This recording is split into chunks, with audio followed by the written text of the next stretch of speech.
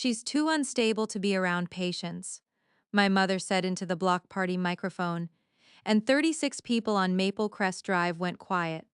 She said it on Saturday, June 15th, 2024, at 6:18 in the evening after my parents had already forged my signature to get my psychiatric records from a clinic on East Glendale Avenue and used those records to call my surgical tech program, my boss, and my landlord. By the next Friday, my school seat was frozen.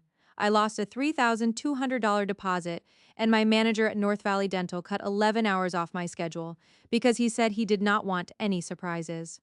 Then a woman I had never met walked into a room 3 weeks later, held up a release form with my forged signature on it, and read one sentence aloud that made my mother stop halfway through my name. Before I go on, please take a moment to like and subscribe, but only if you genuinely connect with this story, and drop a comment telling me where you're watching from and what time it is there.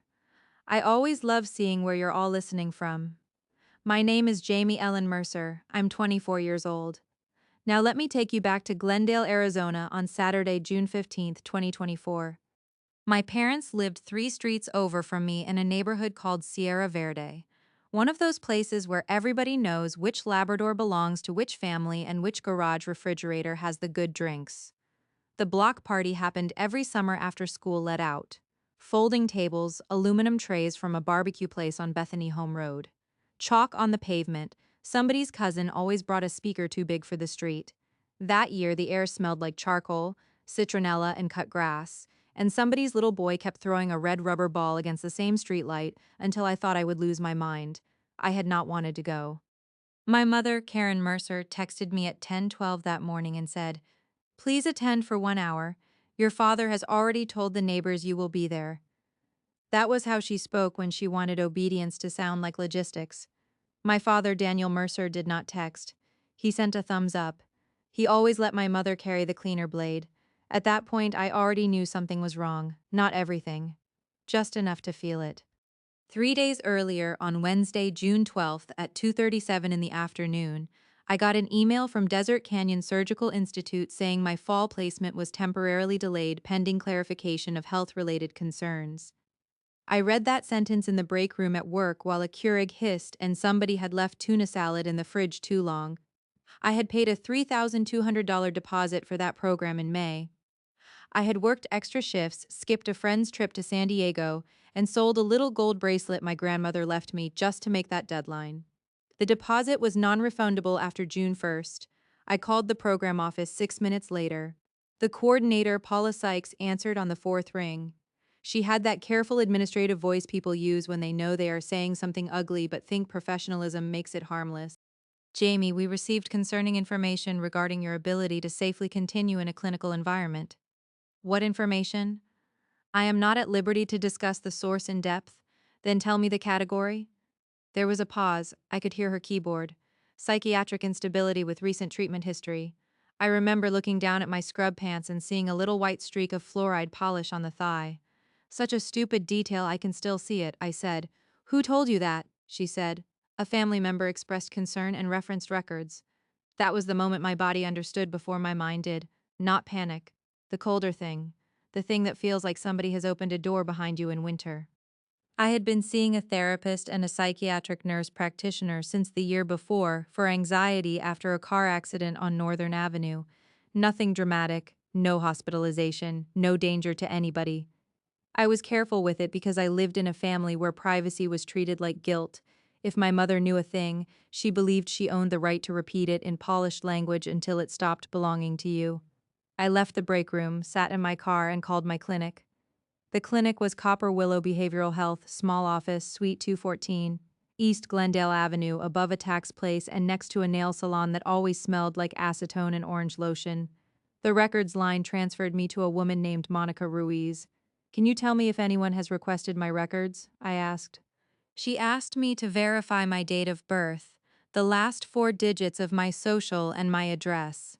Then she said, one release was processed on June 3rd for in-person pickup by an authorized representative.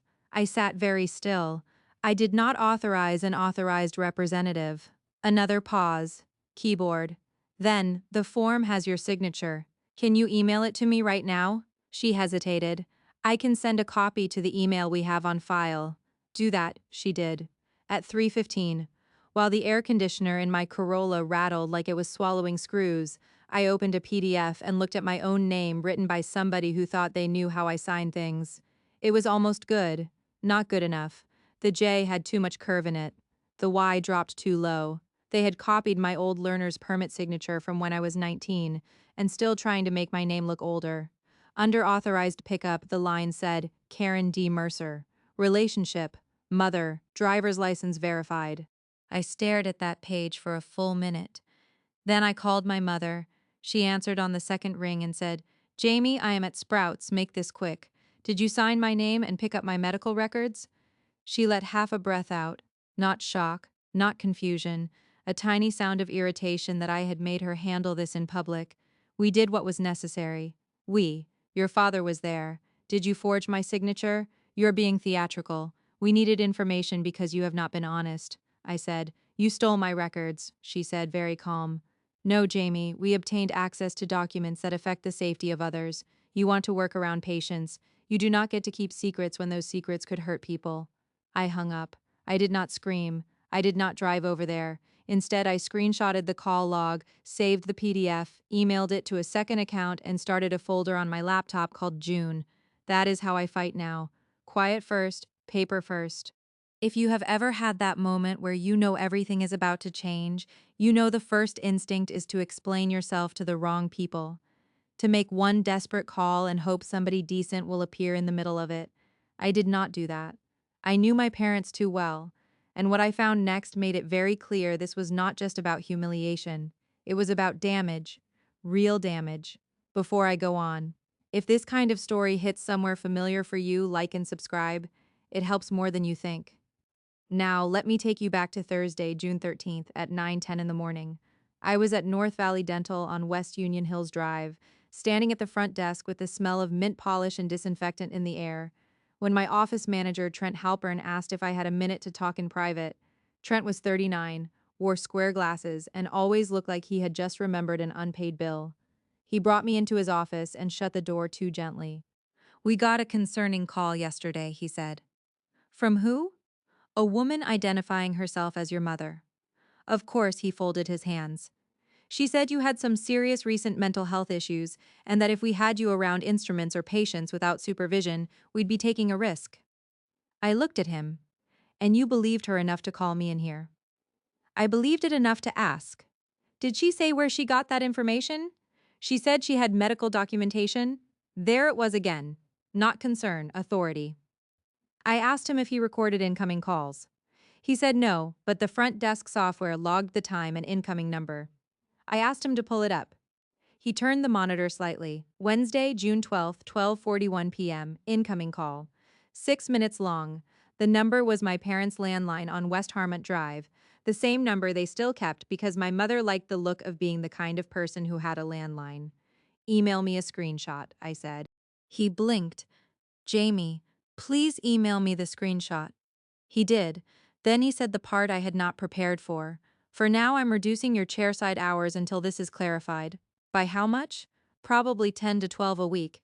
It ended up being 11. You can survive a lot at 24 if you know exactly what is happening. What gets expensive is confusion. Gas, rent, a deposit you cannot replace. Hours cut because one person with the right tone says the right ugly thing to the right office. At 1:20 that afternoon, I drove to my apartment complex on 51st Avenue because my landlord had left me a voicemail asking me to come by and discuss a wellness concern. I rented a one-bedroom in a beige complex called Willow Ridge, thin walls, clean pool, good maintenance man. My property manager, Celeste Prine, met me in the office with a smile so tight it looked painful. We received a call from someone claiming to be family, she said. And they said you might be medically unstable and should not be living alone. I said nothing. She shifted. I only need to know whether anybody should be checking on you. No. What you need to know is that my parents are using private medical information they stole. Her eyes moved. Not disbelief, fear of being involved. Do you have that in writing? She asked. By tonight, I will. I spent the next 6 hours collecting exactly that. At 4:10, I emailed Monica Ruiz back and asked for the full record request log, the pickup slip, and the clinic's policy for authorized representatives. At 4:46, she replied that she could not release internal notes without manager approval. Fine. I asked for the manager. At 5:04, a woman named Deirdre Kessler called me. She was the record supervisor, crisp voice. No nonsense, she said. Ms. Mercer, we have a signed release on file. I said, that signature is forged. I want the original scanned copy, the pickup notation, and the employee name of whoever released it. She said, we followed procedure. I said, then procedure includes a chain of custody. Please send it. Silence. Then she said, I can provide the release and proof of pickup. Internal staffing information is not something we generally disclose. I wrote down every word while she said it. At 7:31 that night, she emailed me 2 PDFs. The first was the release form I had already seen. The second was a pickup acknowledgement signed by Karen Mercer and initialed by staff member MR. There was also a typed note in the corner. Arizona DL ending in 6821 verified. My mother's driver's license documented. That night, I sat at my kitchen table with a legal pad, stale Trader Joe's crackers, and a cheap lamp that buzzed a little when it got warm. I made columns: date, time, person, what was said, what document proved it, what damage followed. By 10 p.m., I had 4 pages. June 3rd, forged release. Pickup by Karen D. Mercer. June 12th, program freeze, tuition deposit at risk, $3,200. June 12th, call to employer from parent's landline. 6 minutes, hours cut by 11. June 13th, call to landlord wellness concern. That was the first night I understood that my parents were not improvising. They had a sequence, they got the records, then they started placing calls to people who could make my life smaller. I barely slept. At 6:50 the next morning, my older cousin Lindsay Cho texted me, "Are you okay?" My mom heard Karen saying things. I called her while making coffee. The grinder jammed halfway through and made that ugly choking noise it made when the beans were too oily. Lindsay lived in Peoria, worked in insurance, and had spent years being the family person who did not want conflict, which in my family usually meant she saw everything and named nothing. What did she say? I asked. Lindsay exhaled. At Bunko on Tuesday? She told Aunt Cheryl and Denise Fuller that you were unstable, under psychiatric treatment, and trying to get around vulnerable patients. Did she say how she knew that? She tapped her purse and said, I have the records. I closed my eyes. Lindsay said softer, Jamie, I should have told you that night. Why didn't you? Because your mother makes everything sound like concern, and because I was a coward. That is another thing I learned. Silence does not always come from malice. Sometimes it comes from people wanting to keep their own evening easy. I asked Lindsay if she would write down exactly what she heard with the date, time, and who was in the room. She said yes. She texted it to me an hour later. 7 women. Tuesday, June 11th, 8:20 p.m. Bunko at Cheryl Nolan's house on North 55th Drive. Karen Mercer said, I have the records. Denise Fuller asked, how did you get those? Karen said, I'm her mother. Lindsay signed her full name under the statement and sent a photo of it on her dining table next to a blue ceramic bowl. I added it to the folder. Now let me take you back to Saturday, June 15th at 6:18 in the evening, the block party itself. I almost left before it happened. I parked at the end of Maple Crest Drive near the Barlow's silver Tacoma and sat with the engine off, listening to children shriek over a water balloon game and somebody testing the microphone with little bursts of feedback. I could smell lighter fluid from half a block away. My hands were steady. I want to be honest about that. People imagine betrayal comes with shaking and tears. Sometimes it comes with weird calm because your body already spent the panic on Tuesday. I walked up carrying a grocery store fruit tray because that was what people did in our neighborhood. My father saw me first and gave me a tight smile. My mother did not smile at all. She was standing near the folding table with the sheet cake, wearing a white eyelet blouse and the expression she saved for church women and bank managers. Polite confidence, manufactured patience. For 20 minutes she acted normal, introduced me to a new couple on the street, asked if I was still at the dental office, touched my elbow once as if we were close. It was a performance for people who already wanted to believe her because she had hosted baby showers and meal trains and Christmas toy drives. My father stayed near the grill, saying almost nothing. He was not innocent, he just preferred to commit his harm through stillness. Around 6:15, Larry Dombrowski from 2 houses down tapped the mic and started thanking people for bringing food. Then he said Karen wanted to say something about the neighborhood volunteer board. My stomach dropped. My mother took the microphone in one hand and a folded note card in the other. She thanked everyone for coming, mentioned summer safety, mentioned community watch. Then, in the same tone somebody would use to remind people not to leave candles unattended, she said, "And while we are discussing safety, I feel compelled to say something difficult. My daughter Jamie has been struggling in ways some of you may not know. She is applying to work around patients, and as her mother, I could not live with myself if I stayed silent." 36 people. I counted later from a phone video somebody sent me. 36. Then she said, "She's too unstable to be around patients." The room went quiet, not fully silent because one kid kept blowing a whistle 2 houses down, but close enough that I could hear the ice settling in the lemonade tub. I did not grab the microphone. I did not call her a liar. Instead, I pulled out my phone and hit record. My father took one step toward me and said, "Lo, do not make a scene." I looked at him and said, "Too late." A few people stared at the ground. A few stared at me. Denise Fuller, who lived on the next block and had known my mother since before I was born, looked directly at Karen and said, "You are saying medical things into a microphone." My mother answered without missing a beat, "I am saying what is necessary." That was her favorite word, necessary. It let her treat cruelty like duty. I left after 8 minutes on the walk back to my car. I could hear the microphone squeal again and somebody trying to restart the party music too quickly, as if volume could erase what people had heard. In my front seat, I sat with a fruit tray on the passenger side and called no one. Then my phone started buzzing with texts. "Lindsay, she has lost her mind." "Denise, do not answer anyone tonight." Unknown number. "Hi, Jamie, this is Paula from Desert Canyon. Can we talk Monday?" And one from my mother at 6:37 p.m. "Your reaction tonight has confirmed our concern." I screenshotted that too. That is how long it took them to turn the wound into evidence. If you have ever been publicly humiliated by somebody who counted on the room, trusting them more than it trusted you, you know the loneliness lands after the event, not during it. During it, your body is busy, it is collecting, it is surviving. The loneliness shows up later when you get home and smell barbecue smoke still caught in your hair. But by Monday morning, I had enough to start pulling on the right thread, and the person who finally tugged back was not who my mother expected. Now, let me take you back to Monday, June 17th at 8:03 in the morning. I was in the parking lot at Copper Willow Behavioral Health before they unlocked the doors. The plaza was barely awake. A delivery truck idled by the nail salon. Somebody inside the tax office was vacuuming, and the sound came through the glass like a distant swarm. I had a black accordion folder on my passenger seat with labeled tabs. Program work, landlord release form, call log, witnesses. I had been keeping that folder for 11 days by the end of this story. At that point, it was only 4. It already felt heavy. I asked to speak to Deirdre Kessler in person. She came into the lobby at 8:19. Tall, blonde bob, navy cardigan, even in June.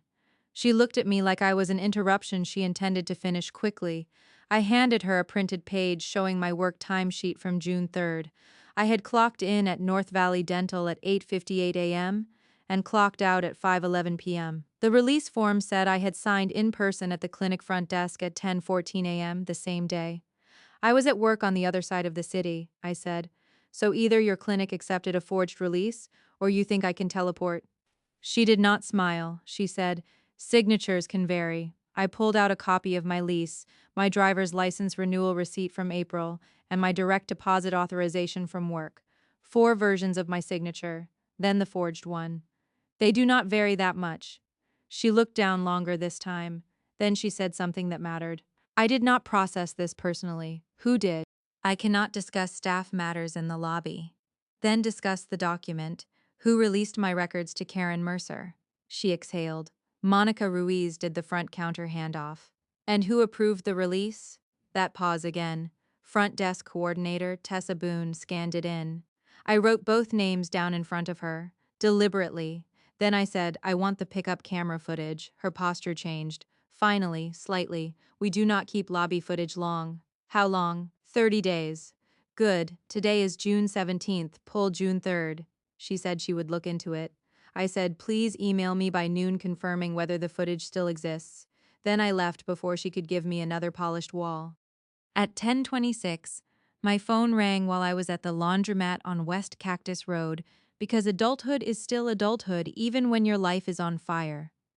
It was a woman named Maribel Santos from the compliance office for the clinic's parent network.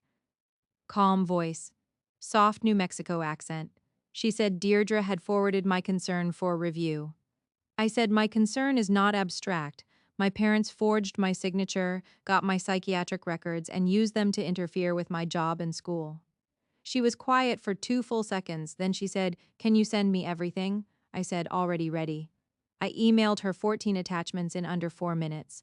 At 1:12 p.m., Paula Sykes from Desert Canyon called again. I answered from my car with the laundromat smell still in my sweatshirt. She said, "Jamie, if you can show that the records were obtained improperly, we may be able to revisit your placement hold." "May? We have to consider patient safety," I said. "You are considering a lie." She did not argue. She said, "Get me documentation from the clinic." By then, I had stopped waiting for people to be decent before they became useful. Those are different things. At 3:40 that afternoon, Celeste from my apartment office emailed me a summary of the call my parents had made on Thursday. She only sent it because I walked in at lunch with printed proof of the forged release and asked her to write down exactly what was said while it was fresh in her mind. Parents called, claimed daughter had serious mental health episodes, asked whether lease allowed wellness checks, asked whether management had keys, no action taken, her initials, date, and time at the bottom, again, paper, Tuesday, June 18th was the day someone inside the clinic finally stopped staying silent. Her name was Tessa Boone. She was 29, front desk coordinator, and from what I later learned, my mother had charmed her in the lobby by saying she was helping a daughter who was deteriorating. People love to help a polished parent rescue an allegedly messy daughter. It lets them feel moral without checking anything. Tessa called me at 5:52 p.m. from a blocked number. I was standing in my kitchen peeling the sticker off a new bottle of ibuprofen. She said, "I should not be calling you on my phone." I said, "Okay." I scanned that release form. I knew something looked off. I stayed quiet. She went on. "Your mother came in with a printed form already filled out. She said you had signed it at home because you were embarrassed to come in. Monica asked if we should call to confirm, and your mother said you were at work and would be mortified if we discussed psychiatric records where your employer could overhear. Deirdre was in the back office. I asked her. She said, if the ID matches and the signature is on file, process it." I leaned against the counter. "Did anybody compare my signature to anything current?" "No. We only had the release in front of us." That detail mattered.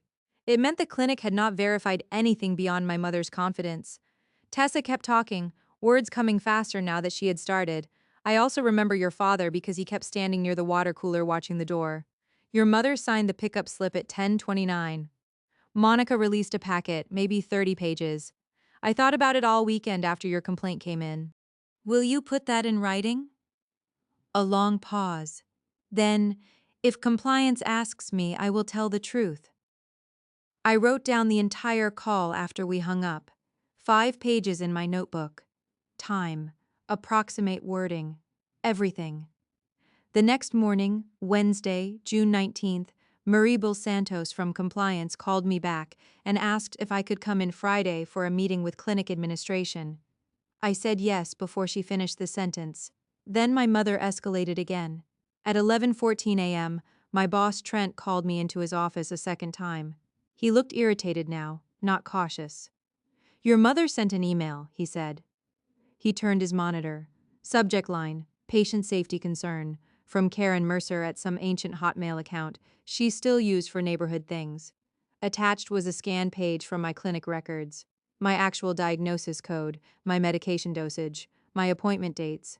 She had highlighted them in yellow. My vision went sharp. "Can you forward that to me?" I asked. He said, "I should not share patient material."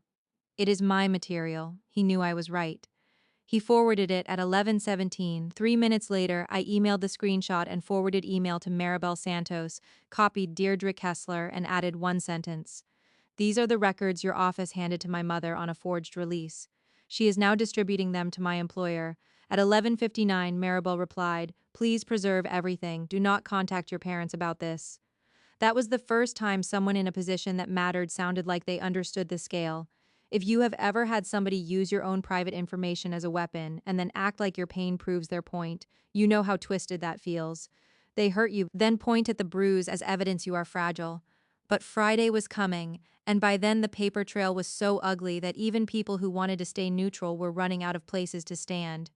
Now let me take you back to Friday, June 21st, at 9 in the morning. The compliance meeting was in a glass conference room at the Clinic Network's regional office on North 23rd Avenue. Corporate beige, burnt coffee smell, a fake ficus in the corner. Maribel Santos was there. So was Deirdre Kessler, and a man from risk management named Owen Pike who wore a striped tie and looked like he had never once eaten lunch at his desk without hating it. They asked me to explain the sequence from the beginning. I did. Slow, dates first, documents second, damage third. Not because I'm naturally organized, but because chaos always helps the liar. I put the folder on the table and slid items over one by one. The forged release, my June 3rd work timesheet, the pickup slip with my mother's driver's license notation, Lindsay's witness statement from Bunco where my mother said, "I have the records." The email my mother sent my employer with my diagnosis code highlighted. The screenshot of my manager's call log from my parents' landline. The note from my landlord about the wellness concern. The text my mother sent after the block party. "Your reaction tonight has confirmed our concern." No speeches, just documents. Owen Pike looked at each page, stacking them very neatly, the way some men do when they are trying not to show alarm. Deirdre's mouth tightened once when he got to the highlighted diagnosis email. Then Maribel said, "There is one more item." She turned to Deirdre. "Please explain the camera retention issue," Deirdre said. "The June 3rd footage was available and has been preserved." Not was, is, preserved. I looked at Maribel. She said, "We reviewed the lobby video." My heart did one hard thud. Then she said something almost absurdly simple. "You're not in it." Silence, Owen asked Deirdre. "Who approved this release?" Deirdre folded her hands. "Tessa Boone brought me the form. I made the call based on the information in front of me." He looked at her for a moment and said, "That was not sufficient. I wish I could tell you that justice feels warm in the body when it starts. It does not. It feels like air returning to a room you had gotten used to suffocating in." Maribel told me the network would be contacting my program and my employer directly to confirm that my records had been released under a fraudulent authorization and that the information circulating about me came from an improper disclosure. She said they would reimburse my provable losses related to the program delay. She used cleaner language than that, but that was the point. My $3,200 mattered enough now to become their problem. Then I asked one more question. "Will someone put this in writing today?" Maribel said yes. At 2:22 that afternoon, she did. It was a letter on network letterhead stating that my records had been released to a third party based on an authorization that could not be verified as valid, and that I was not present at the clinic at the time the document was submitted or the records were picked up. That one sentence would eventually reopen my program seat, restore my hours, and ruin my mother's standing with the one institution she cared about, almost as much as neighborhood opinion, but not yet. Because my mother had built herself a local image as a hospital volunteer at St. Helena Regional on West Missouri Avenue, pink smock, front desk smiles. Years of fundraising brunches, she loved credentials adjacent to medicine. It gave her just enough reflected authority to sound believable when she talked about patient safety. And she had one more room left to lie in. Now let me take you back to Tuesday, June 25th at 7 p.m. The Sierra Verde Community Association met once a month in the multipurpose room at Desert Palms Lutheran. Metal chairs, cold fluorescent lights, old coffee, dry erase marker smell. It was the kind of room where everybody's voice carried a little too much. My mother was on the neighborhood volunteer board, which meant she always sat near the front with a legal pad and one of those felt tip pens she loved because they looked serious. I went because Denise Fuller called me that afternoon and said, "Karen plans to raise a concern about neighborhood safety and wellness checks. You should be in the room." That sentence was bizarre enough that I laughed once when she said it. Then I stopped laughing. Denise had been around my family for 20 years. She sold real estate, knew everyone's business, and usually treated conflict like weather. Not her problem unless it damaged property values, but on the phone, her voice was different. I should have said something at the block party, she told me. You did say something. Not enough. People love to tell themselves small acts are enough when they are trying to live with themselves. I got there 10 minutes early. My mother was already seated. My father was beside her, shoulders squared, hands folded on the table like he was attending a zoning hearing instead of an ambush. When she saw me, she gave me the same expression she had used all week, controlled disappointment, the face of a woman rehearsing reasonableness. The meeting dragged through landscaping updates and a discussion about speed humps. Then, under new business, my mother raised her hand.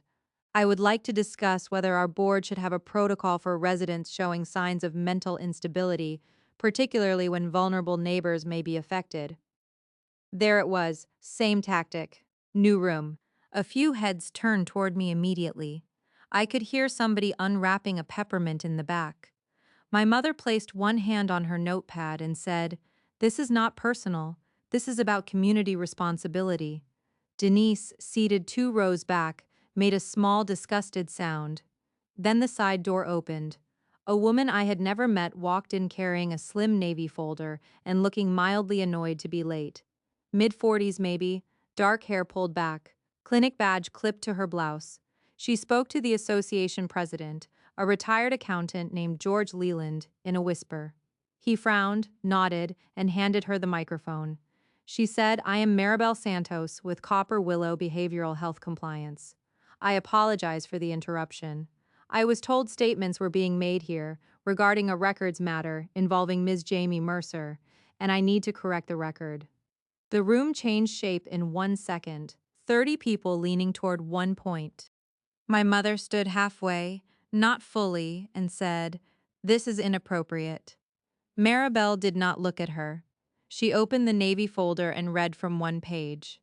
Our office confirmed that Ms. Mercer's medical records were released on June 3rd under an authorization that was not valid. Ms. Mercer was not present when that document was submitted, and the person who obtained those records was not legally authorized by Ms. Mercer to receive them. That was it. One sentence. Really, two, if you're being generous. But it landed like a plate breaking in church. No one spoke for maybe 4 seconds. I counted because my body was counting everything in those days. Then George Leland said, very slowly, "Are you saying her records were taken under false pretenses?" Maribel answered, "I am saying the release used to obtain them was not valid." Again, she did not know what that meant to the people in the room. She was not there for revenge. She was there to stop further spread and contain the clinic's problem. That made it better, cleaner. She had no emotional investment, just truth. Every face in that room went to my mother. My father turned to Karen and said, barely audible, "Karen," just her name, broken in half. My mother opened her mouth and said, "Jamie has always been," then stopped. I remember that exact stop, her lower lip touching her top teeth. The little click of saliva. The silence after Denise Fuller stood up without asking and said, "You said this into a microphone at the block party." My mother did not answer. George Leland asked Maribel if she had something in writing. She handed him the letter. He read the top 3 lines and looked like somebody had set down a dead battery in his hands. Then, because people are people and order always tries to reassert itself, George said the board would take a 5-minute recess, but nobody moved. They all stayed in their chairs and looked at my parents. Truth has a way of pinning a room. My mother did one specific thing I will never forget. She took the pen she had been holding and put the cap back on very carefully. Not shaking, not dramatic, just the movement of a person trying to reclaim control over one tiny object, because the larger thing had already left her hands. I walked out before the whispers started. In the hallway, the church smelled like old carpet and lemon cleaner. Maribel caught up with me near the drinking fountain. "I should not say more than this," she said, "but your documentation made this easy to verify." Easy. That word meant a lot to me then. Easy because I had not wasted time pleading. Easy because dates and timestamps do not get tired. "Thank you for coming," I said. She nodded. "Your mother had also contacted St. Helena Regional and referenced being a volunteer with access to patient environments. We had to notify them because she was using our records release to support those statements." I looked at her. You told the hospital? Yes, that was new. And it mattered. If you have ever spent days gathering proof while people around you act like you're overreacting, you know the strange relief of hearing someone say the simple factual version out loud. No emotional labor, no family context, just what happened. But the part my mother cared about most still had not hit her yet. That came 2 days later on a Thursday morning, while I was sitting in my car outside my apartment eating a bruised peach from a paper bag. Now let me take you back to Thursday, June 27th at 8:16 in the morning. My mother called me 9 times between 7:42 and 8:12. 9. I did not answer any of them. Then she left 2 voicemails. The first one was controlled. Jamie, this has gone far enough. You have embarrassed your father and created a misunderstanding that now needs to be corrected. Call me immediately. The second one came 23 minutes later and sounded thinner, not crying, not that, just less polished. St. Helena has suspended me from the volunteer desk pending review. If this is about that woman from the clinic speaking out of turn, you need to tell them this was a family misunderstanding. I played that voicemail twice. Then I saved it to the folder. At 10:31, Denise texted me, "Your mother was removed from the board this morning." George asked for her key and gate code list. Concrete, specific, real. By noon, more details came in from Lindsay, because once one person breaks rank in a family system, others start discovering their spine too. My Aunt Cheryl had admitted that Karen had been sharing concerns at church and at St. Helena for over a week, presenting herself as a mother trying to prevent an unstable daughter from entering patient care. She had used my actual medication name, my dosage, my appointment frequency, all from the packet she was never supposed to have. That afternoon, Paula Sykes from Desert Canyon called me back. "Jamie, we received a correction letter from Copper Willow and a direct call from their compliance office. Your seat in the September cohort is reinstated." I sat there in my car with peach juice on my thumb and closed my eyes. "And your deposit?" I asked. "The hold is lifted. Your $3,200 remains applied." I thanked her. Then I asked for the reinstatement in writing. She emailed it 12 minutes later. At 3 o'clock, Trent from North Valley Dental called to say my full hours would be restored the following week. He also apologized in that awkward male manager way where they want credit for saying sorry, without dwelling on the fact that they folded almost immediately under pressure from a stranger's mother. "I should have handled that differently," he said. "Yes," I said. I did not comfort him. That part of me had burned off. By Friday, June 28th, Copper Willow's network had agreed in writing to reimburse me $3,200 if the school had refused to restore my deposit and to cover $684 in lost wages from the hours Trent cut before restoring them. Since my seat was reinstated, I did not need the tuition reimbursement after all, but they still paid the $684 and sent me a separate $800 settlement for the improper release itself. Probably because somebody in risk management wanted me less motivated. I deposited that check at a Wells Fargo on Camelback Road and bought myself groceries without checking my balance first. That felt almost holy. As for my mother, St. Helena ended her volunteer position the next Tuesday. Not suspended, ended. Denise's husband knew someone on the auxiliary board and told her the reason given was misuse of private medical information to influence outside decisions. She lost her access badge, her parking permit, and her chairing spot for the fall fundraising luncheon, which if you knew my mother was worse than losing money. She valued status more than cash because status earned interest. The neighborhood board voted her off in a special session and changed the pool gate and clubhouse codes that same week because she had kept the board binder at home. Again, very specific, very embarrassing. My father paid his own price too, though smaller and quieter.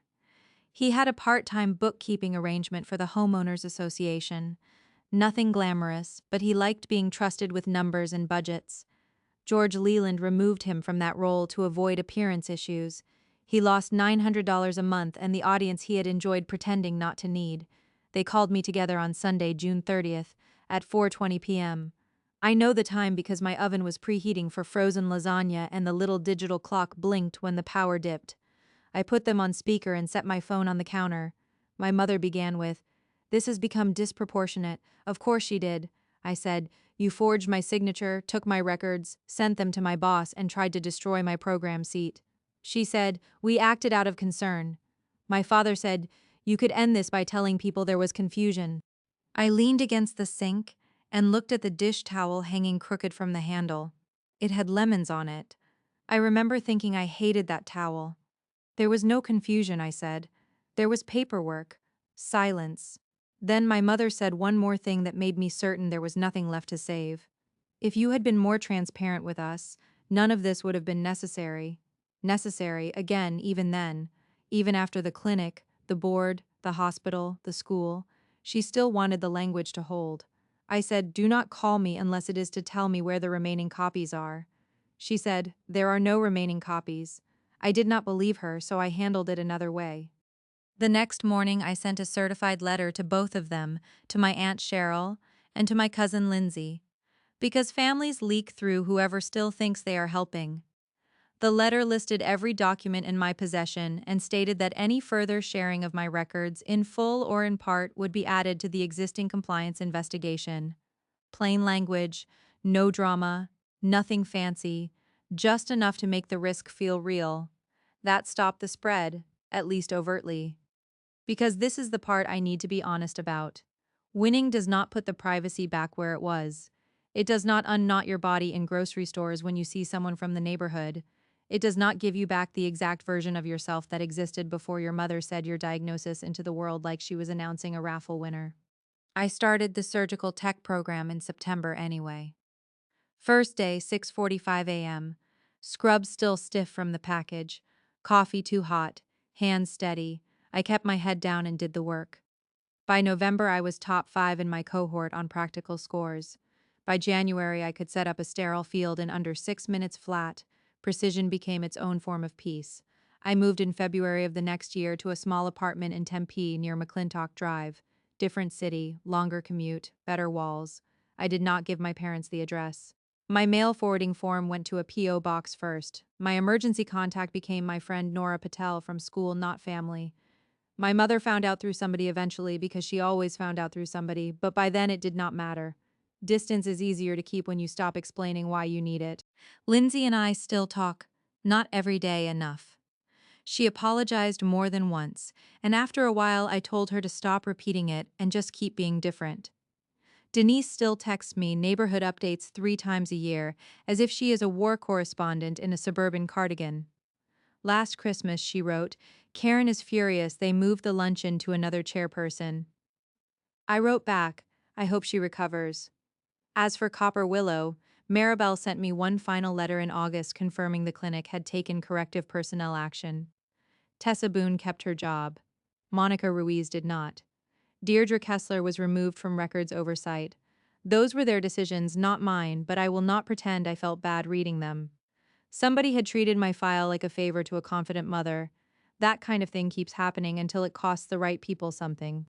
The last time I saw my parents in person was 14 months later, at my cousin's wedding in Scottsdale. My mother was seated at table 12. I was at table 6 with the younger cousins and 2 people from the groom's side who did not know any history and therefore behaved normally. Which is a gift, honestly, to be looked at like a person with no backstory. At one point, near the bar, my father came up beside me and said, "Your mother is still hurt." I was holding a club soda with too much lime. The band was covering an old Shania Twain song badly. I could smell butter from the catering trays. I said I was there. He nodded once, then he said we did not think it would go this far. And that, more than anything, was the truth of them. Not that they meant well, they did not. Not that they lost control. They were very controlled. The truth was that they thought access to me belonged to them by default. My records, my body, my future. They thought they could open whatever folder had my name on it and call it family. They thought institutions would believe them because institutions usually do believe parents who sound respectable. This time the paperwork was better than their reputation. I never got an actual apology. Not the kind that names the act and the cost. I got versions of hurt, confusion, concern, and consequences they felt were unfair. My mother sent a Christmas card the year after all this, with only 3 words inside: "Thinking of you always." No mention of the forged signature. No mention of the block party. No mention of the $3,200 she nearly burned through with one lie and one release form. I put the card in the same folder. That folder still exists.